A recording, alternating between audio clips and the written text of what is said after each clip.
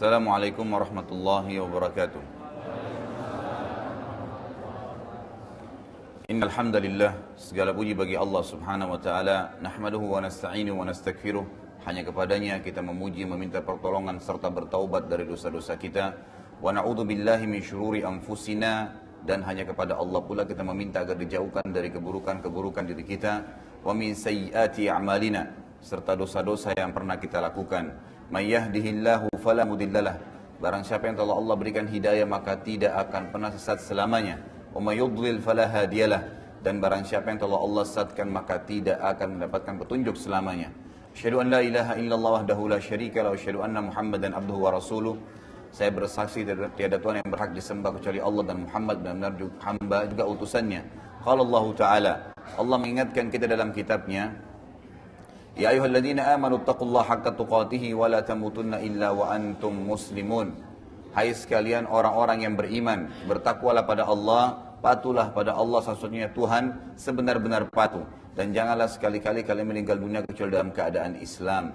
Di ayat yang kedua, qala Allah azza wa jalla, ya ayuhan nasu taqu rabbakumul ladzi khalaqakum min nafsin wahidah wa khalaqa minha zawjaha wa batha minhuma rijalan katsiran wa nisaa'a wattaqullaha alladzi tasaaluna bihi wal arham innallaha kana 'alaikum raqiba. Hai sekalian manusia, sekali lagi bertakwalah atau patuhlah pada Allah satu-satunya Tuhan yang telah menciptakan kalian dari jiwa yang satu, itu Adam alaihissalam, dan telah menjadikan dari jiwa yang satu istrinya Hawa alaihissalam, dan telah banyak memberikan keturunan laki-laki juga perempuan dari keduanya.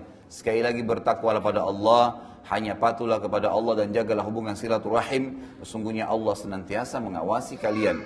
Di ayat yang ketiga, Ya ayyuhalladzina amanu taqullaha wa qulu qawlan sadida yuslih lakum a'malakum wa yaghfir lakum dhunubakum wa may yuti'illaha wa rasulahu faqad faza fawzan 'azima. Hai sekalian orang-orang yang beriman, bertakwalah pada Allah, patuhlah hanya kepada Allah dan ucapkan kalimat yang benar. Niscaya Allah akan memperbaiki amal-amal perbuatan kalian, mengampuni dosa-dosa kalian. Barang siapa yang mentaati Allah dan Rasulnya, maka dia telah mendapatkan kemenangan yang besar. Amma ba'd fa inna asdaqal hadithi kitabullah. Kita tahu sebenar-benar perkataan adalah kitabullah, Al-Quran. Wa khair hadi Muhammadin sallallahu alaihi wasallam, dan sebaik-baik petunjuk setelah Al-Quran adalah petunjuk Nabi Muhammad sallallahu alaihi wasallam. Wa syarrul umuri muhdatsatuha, dan seburuk-buruk perbuatan yang tidak berlandaskan terutama dalam ibadah dari wahyu Allah, Al-Quran dan Sunnah. Fa inna kulla muhdatsin bid'ah. Semua yang tidak punya landasan wahyu dalam ibadah dikenal dengan perbuatan baru dalam Islam atau dalam agama. Wa inna kulla bid'atin dhalalah, dan perbuatan ibadah yang baru tidak berlandaskan wahyu bisa membawa pelakunya pada kesesatan. Wa dalam finnar, dan kesesatan akan membawa pelakunya ke dalam api neraka. Bapak Ibu, ikhwah akhwat sekalian rahimani wa rahimakumullah. Sebagaimana kita sudah tahu bahwasanya pertemuan kita membahas tentang as-sirah an-nabawiyah. Dan pertemuan yang lalu kita sudah menyampaikan di muqaddimahnya apa manfaatnya mempelajari sirah, dan kita simpulkan di 5 poin besar. Saya sebutkan saja poin-poinnya. Yang pertama adalah ma'rifatun Nabi alaihi salatu wassalam, mengetahui tentang siapa itu Nabi Muhammad sallallahu alaihi wasallam, baik khalqiyah atau khuluqiyah, ya. Baik secara fisik seperti apa, dan juga secara akhlak seperti apa karakternya. Juga yang paling penting adalah bagaimana kita menyelami kehidupan Nabi alaihi salatu wassalam sehari-hari. Bagaimana dia di rumah tangganya, apa yang dia lakukan di rumahnya, bagaimana beliau bermuamalah dengan tetangganya. Karena selama ini kalau orang hanya mempelajari langsung to the point ke hadis, langsung to the point ke fikih, langsung ke inti-inti hukum syariat, maka kita tidak hanya mengetahui perintah dan larangan Nabi alaihi salam. Tapi dengan mempelajari sirah kita jadi tahu Nabi SAW keseharian buat apa sih. Seperti contohnya misalnya dalam hadis sahih riwayat At-Tabarani, Aisyah pernah ditanya oleh beberapa sahabat, apa yang Rasulullah SAW kerjakan di rumahnya? Maka beliau mengatakan, Aisyah radhiyallahu anha, Nabi SAW melakukan seperti salah seorang di antara laki-laki kalian di rumahnya, menjahit sepatunya atau sendalnya kalau putus atau rusak. Kemudian beliau membantu istri-istrinya dalam bekerja, sampai Nabi SAW dalam riwayat lain pernah membantu Aisyah mencuci piring. Ada perilaku-perilaku yang Nabi SAW lakukan, perilaku biasa, manusia biasa, yang kita bisa ambil pelajaran besar. Bagaimana sebenarnya seorang muslim harus hidup, tidak harus tegang. Semua itu berlalu seperti biasa. Ada saatnya kita beribadah, ada saatnya berurusan dengan urusan dunia. Dan ini tidak saya rincikan kembali karena sudah kita jabarkan pada pertemuan kita yang lalu. Yang kedua adalah ma'rifatus sahabah ridwanullahi alaihim, mengetahui tentang siapa itu para sahabat. Kenapa kisah Abu Bakar, Umar, Uthman, Ali, Talha, Zubair, Abdurrahman bin Auf dan banyak sahabat-sahabat yang dijamin masuk surga? Kenapa kisah mereka kekal dan Allah SWT jaga sampai sekarang kita bisa membacanya? Agar kita mengambil pelajaran, apa sih perilaku mereka keseharian? Ya, apa yang mereka lakukan pada saat pagi, siang, sore, malam hari? Bagaimana tanggapan mereka terhadap ayat yang turun? Bagaimana aplikasi syariat dalam kehidupan mereka? Berumah tangga, bertetangga, berbisnis, apa saja. Semua itu adalah perilaku yang sebenarnya dinukilkan kepada kita agar kita mencontohi mereka dan bukan mustahil kita bersama-sama dengan mereka dijamin masuk surga. Poin yang ketiga adalah ma'rifatus sababun nuzul wa sababul wurud. Dengan belajar sirah nabawiyah kita akan mengetahui sebab turunnya ayat. Sebagaimana nanti kita akan masuk ke poin-poin dalam sirah kita, bagaimana ayat-ayat turun bersama dengan kejadian yang terjadi di zaman Nabi SAW dan sahabat ridwanullahi alaihim. Kemudian sababul wurud, sebab disebutkannya hadis. Ini juga sudah kita rincikan. Dan yang keempat adalah ma'rifatu ahwalul kuffar wal munafiqin, mengetahui tentang perilaku dan keadaan orang-orang kafir serta orang munafik. Siapa itu orang kafir di mata Nabi SAW? Sehingga kita tidak sembarangan mengkafirkan orang. Sebagaimana banyak kelompok Islam sekarang main kafirkan sana, main kafirkan sini, sementara orang itu bersyahadat. Ya, sementara orang itu masih bersyahadat. Jadi tidak bisa sama sekali kita menuduh orang kafir kecuali seperti Nabi SAW telah menuduh mereka. Begitu pula juga dengan orang-orang munafik. Dan yang terakhir adalah poin kelima, manfaat mempelajari sirah, ma'rifatu hakikatu dinul Islamul haq. Mempelajari tentang atau mengetahui nantinya kebenaran agama Islam.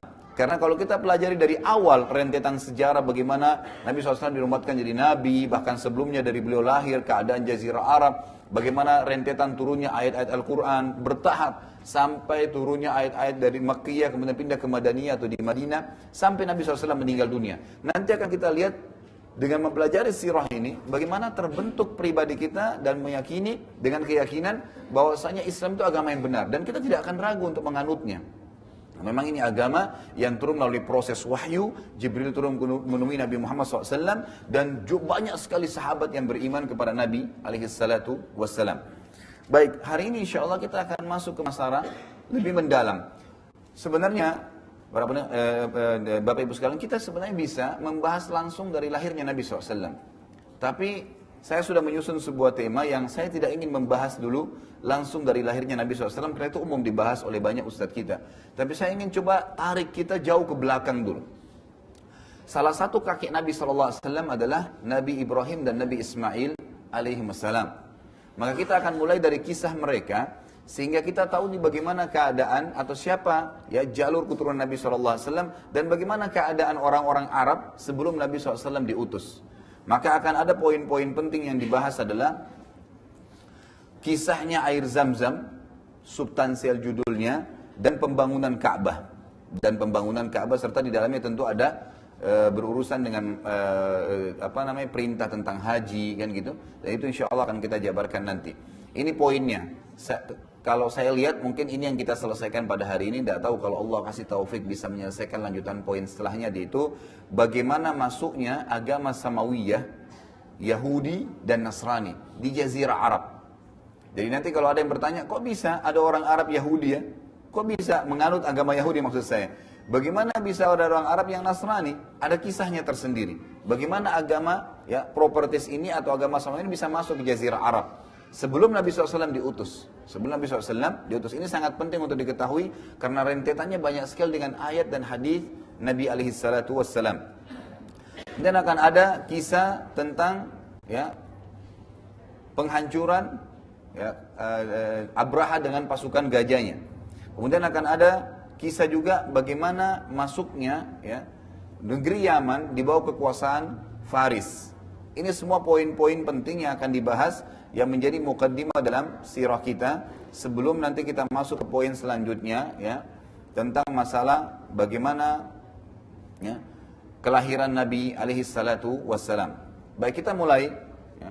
Bapak Ibu sekalian rahimakumullah, semoga Allah SWT berikan taufik kita. Nabi Ibrahim alaihissalam adalah nabi yang mulia, mendapatkan julukan Abul Anbiya, ayahnya para nabi ya. Kenapa dikatakan seperti itu? Karena Nabi Ibrahim alaihissalam itu memiliki dua orang istri. Yang pertama adalah Sarah ya. Sarah masyhur, sangat terkenal dengan kecantikannya dan kemuliaannya. Luar biasa gitu. Tentu kita tidak akan terlalu mendalam membahas tentang bagaimana keadaan atau kehidupan ya Sarah bersama Ibrahim alaihissalam, tapi ada beberapa yang disebutkan dalam ayat Al-Quran dan juga hadis Nabi SAW yang penting untuk kita ketahui berhubungan dengan pelajaran sirah kita ini. Di antaranya, Nabi Ibrahim alaihissalam pernah mengadakan perjalanan bersama Sarah ke wilayah Mesir di Afrika Utara. Pada saat sampai ke Mesir, kebetulan waktu itu rajanya Mesir di zaman itu zalim, suka sekali mengambil istrinya orang. Ya. Jadi bukan mencari perempuan umumnya, tapi istrinya orang. Kenapa? Karena dia tahu kalau, atau dalam pikiran dia pada saat itu, kalau seandainya wanita ini dinikahi oleh seorang laki-laki, pasti dia pilihan gitu, dipilih oleh laki-laki tersebut. Jadi perilakunya sangat buruk. Sarah itu sangat terkenal dengan kecantikannya. Maka Nabi Ibrahim alaihissalam waktu jalan dengan Sarah masuk ke Mesir, datanglah beberapa prajurit Raja Mesir waktu itu ingin mengambil Sarah. Maka apa yang mereka katakan? Siapa ini? Pertama ditanya, siapa ini? Maka Ibrahim alaihissalam mengatakan, ini saudariku. Nggak dikatakan istriku. Kenapa? Karena kalau dikatakan istriku, diambil Sarah nantinya. Dan ini disebutkan dalam hadis Bukhari tentang bagaimana di mahsyar nanti, ya, orang-orang pada saat kepanasan, ya, orang membutuhkan tentang hadis syafaat kubra, ya. Bagaimana Nabi SAW akan memberikan syafaat nanti pertolongan kepada umatnya di padang mahsyar. Manusia pada saat sudah kepanasan, sudah menunggu lama di mahsyar, Allahu alam berapa lama sebagaimana disebutkan dalam hadis, maka ada sebagian manusia datang ke Adam lalu berkata, "Hai Adam, engkaulah ayah kami. Engkaulah manusia pertama, mintalah kepada Allah yang supaya Allah datang mengadili kami. Kami ke surga atau ke neraka. Yang penting datang dulu mengadili." Karena di mahsyar sangat panas dan luar biasa pemandangannya gitu. Orang kan ada yang terbalik wajahnya di bawah, ada yang dibangkitkan dengan a'azzakumullah bokongnya di atas dan beragam macam perilaku yang terjadi itu tidak kita bahas juga. Tapi yang jelas pointernya, mereka datang ke Adam, Adam mengatakan, hari ini Tuhanku telah murka, belum pernah murka sebelumnya seperti ini. Nafsi, nafsi, saya cuma bisa selamatkan diriku sendiri. Maka kalian cobalah pergi ke Idris. Datanglah kepada Idris AS. Lalu Idris juga mengatakan hal yang sama. Intisarinya setiap nabi didatangi ya, oleh manusia-manusia sampai mereka tiba kepada Ibrahim AS. Lalu Nabi Ibrahim AS mengatakan, saya tidak berani karena hari ini Tuhanku telah marah, belum pernah marah sebelumnya seperti ini. Dan tidak akan marah sesudahnya seperti ini. Lalu beliau mengatakan, saya telah melakukan perbuatan salah. Apa itu perbuatan salah Nabi Ibrahim AS? Disebutkan dalam riwayat ini. Saya pernah berbohong. Apa bohongnya? Waktu dia mengatakan kepada prajurit Mesir, ini saudari saya. Sebenarnya bukan bohong ya. Beliau di sini maksudnya saudari saya dalam agama gitu. Tapi beliau karena ketaatannya kepada Allah menganggap itu dosa. Jadi beliau mengatakan, saya pernah berbohong, padahal bohongnya pun sama orang kafir gitu kan. Demi untuk keselamatan istrinya, dia mengatakan ini saudari saya. Jadi Nabi Ibrahim AS mengakui dalam riwayat ini, bagaimana sebenarnya dulu dia pernah melakukan itu. Dan ini riwayat yang menjelaskan ya kejadian tadi. Kita kembali kepada kisah, tapi karena kecantikan Sarah, maka prajurit Raja Mesir waktu itu tetap mengambilnya. Walaupun sudah mengaku bahwasanya nah ini adalah saudari saya. Pada saat dibawa ke istana dan Raja Mesir melihat kecantikan dimiliki oleh Sarah, maka dia langsung ingin menjamahnya. Maka Sarah berdoa kepada Allah Azza wa Jal agar ya diselamatkan. Tiba-tiba saja tangan ya kanannya si raja itu stroke, tiba-tiba nggak bisa bergerak. Mau menyentuh nggak bisa gitu kan. Maka dia mengatakan, apa yang kau lakukan dengan saya? Kata raja itu. Ya. Maka Sarah mengatakan, saya tidak berbuat apa-apa. Ya, saya hanya berdoa kepada Tuhan saya agar diselamatkan dari keburukanmu. Maka dia mengatakan, mintalah kepada Tuhanmu agar saya dikembalikan ya, dan saya tidak akan ganggu kamu. Maka Sarah pun berdoa kepada Allah Azza wa Jal agar disembuhkan orang itu sembuh. Gitu kan? Dia tadi belum yakin nih rajanya. Maka apa yang dilakukan? Dia dekati lagi yang kedua kalinya. Jadi dia berbohong tadi. Maka kena sakit yang sama. Tiba-tiba tangannya ingin menjamah tidak bisa bergerak. Gitu kan? Maka dia berkata lagi, mintalah kepada Tuhanmu disembuhkan dan saya tidak akan ganggu kamu, saya janji. Gitu kan? Ternyata Sarah berdoa lagi yang kedua kali, ya, dia kembali lagi, sembuh, dia mau jamah lagi, gitu kan? Sampai 3 kali.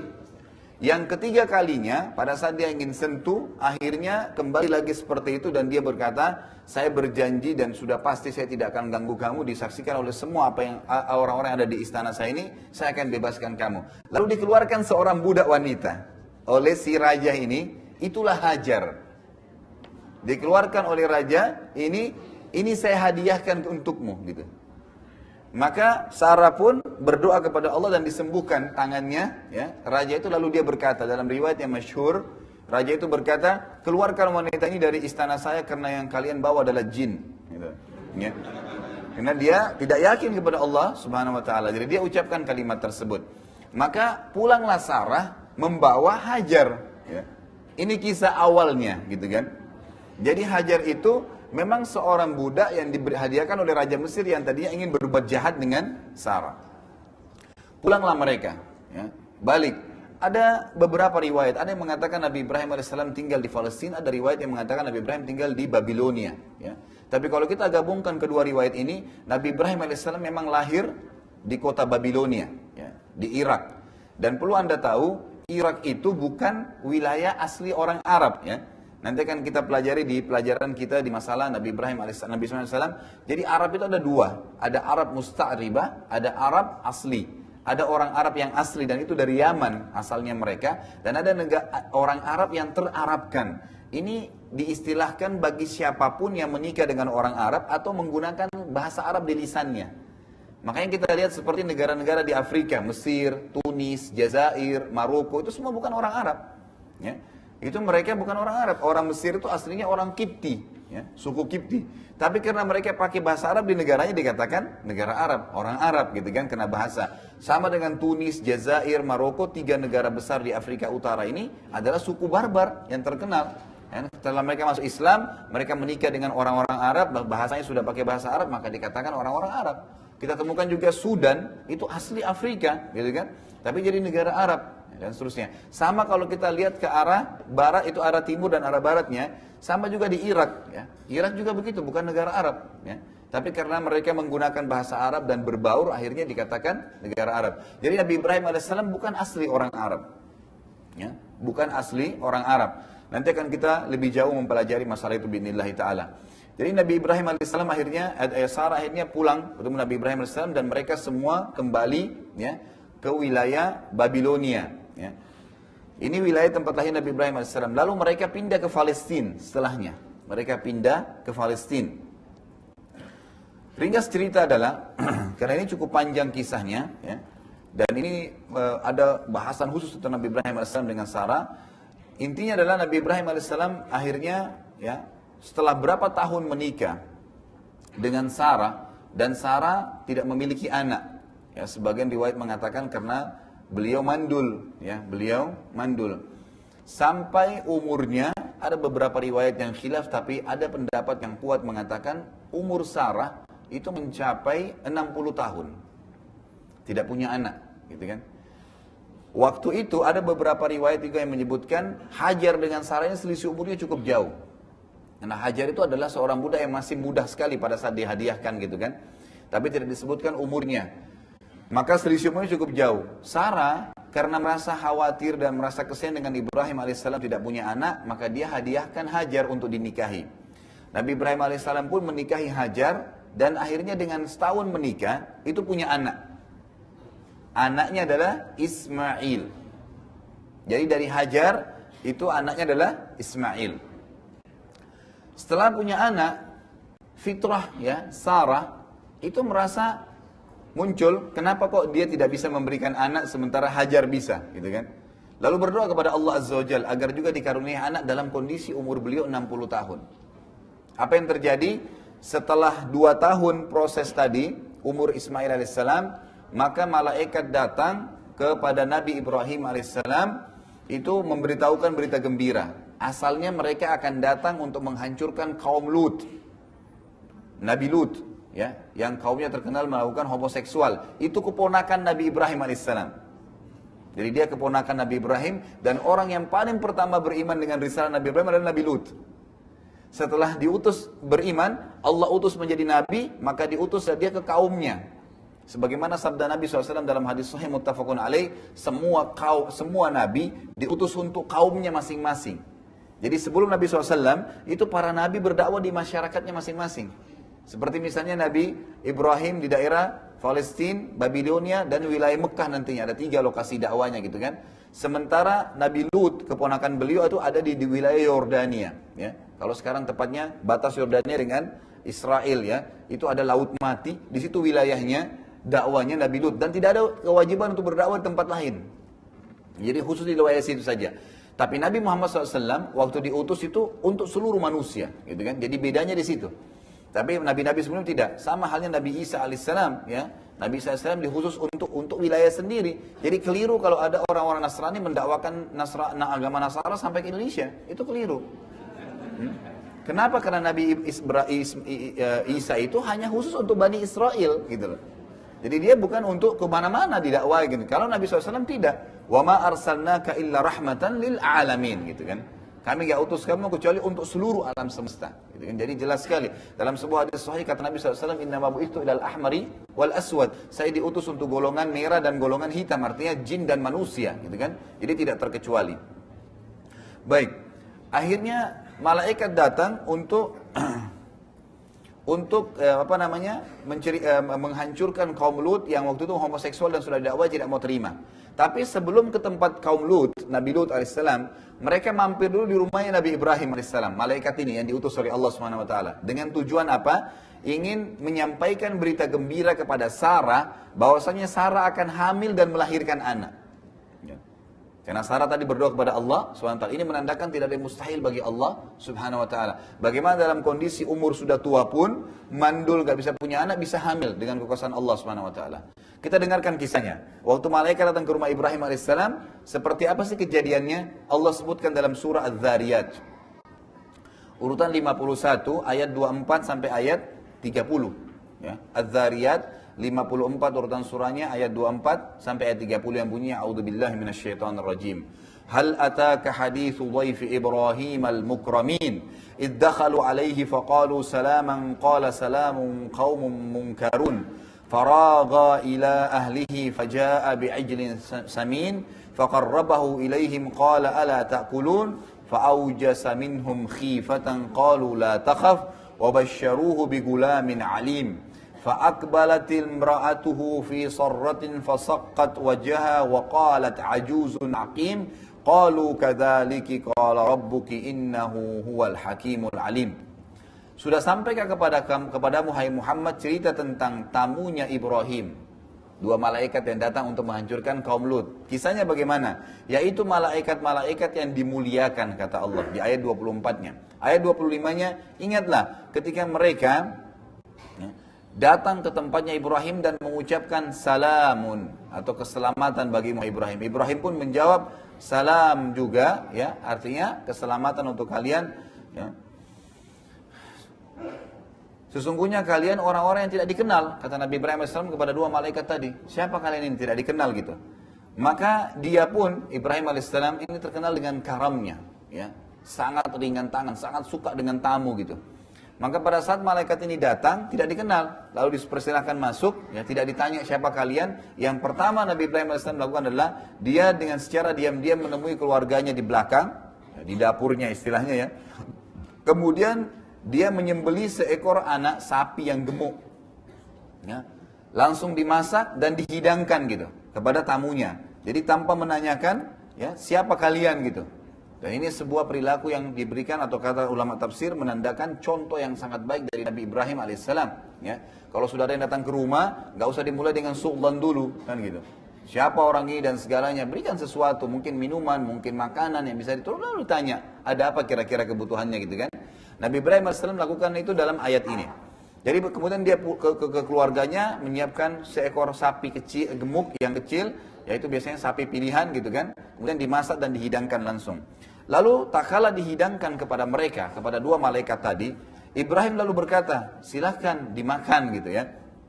Ini ayat 27-nya, ayat 28, tapi mereka tidak mau makan. Karena itu Ibrahim merasa takut terhadap mereka. Ya, merasa takut terhadap mereka dan berkata, janganlah kamu takut atau jangan engkau takut wahai Ibrahim. Dan mereka menyampaikan berita gembira kepada Ibrahim tentang akan lahirnya seorang anak bagi Ibrahim yang bernama Ishak.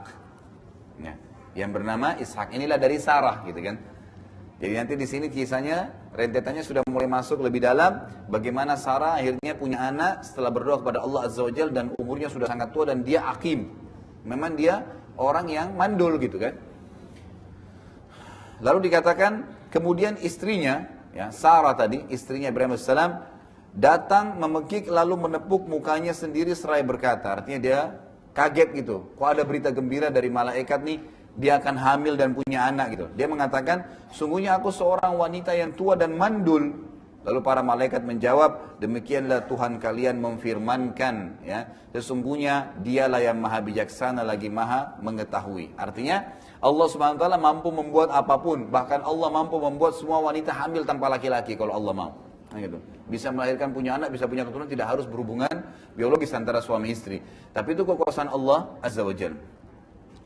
Lalu kisahnya adalah Sarah hamil dan akhirnya melahirkan seorang anak yang bernama Ishak. Ya. Jadi di sini Nabi Ibrahim alaihissalam, nanti kita akan kembali kepada atas tadi bahasan awal, kenapa diberikan julukan Abul Anbiya, ayahnya para nabi, karena dari dua istrinya, dua-dua anaknya nabi, Ismail dan Ishak. Gitu. Dua-duanya nabi. Nabi Ibrahim alaihissalam akhirnya jadi mempunyai dua orang putra, dua-duanya nabi, Ismail alaihissalam dan Ishak alaihissalam. Ismail, ya, pada saat dia baru lahir dan sudah masyhur kisahnya, saya ringkaskan kembali gitu kan, yang mungkin Bapak Ibu sudah tahu. Kemudian pada saat ya, selesai melahirkan tadi, ya, Sarah, Allah Azza wa Jal memerintahkan Ibrahim AS untuk membawa Hajar dan anaknya Ismail. Kemana? Ke Mekah. Sudah masyhur, ya. Dibawa ke Mekah. Waktu akan pergi, Nabi Ibrahim AS tidak menceritakan kepada Hajar dan anaknya Ismail. Tidak, Ismail memang masih kecil, ya, masih menyusui. Tapi tidak menceritakan kepada, ya, Hajar, kita mau kemana nih, tidak diceritain. Dibawa aja, naik unta sampai tiba di Mekah.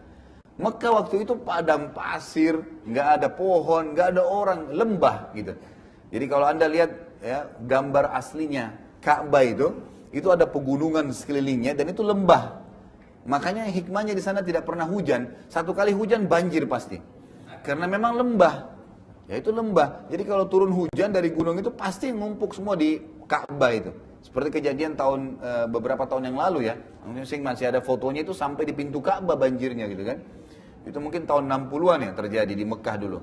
Itu karena memang tidak pernah hujan, dengan hikmah Allah. Pada saat hujan pun maka terjadi banjir. Waktu itu tidak ada pohon, tidak ada makanan, tidak ada orang, nggak ada kehidupan gitu. Padang pasir, ya, lembah.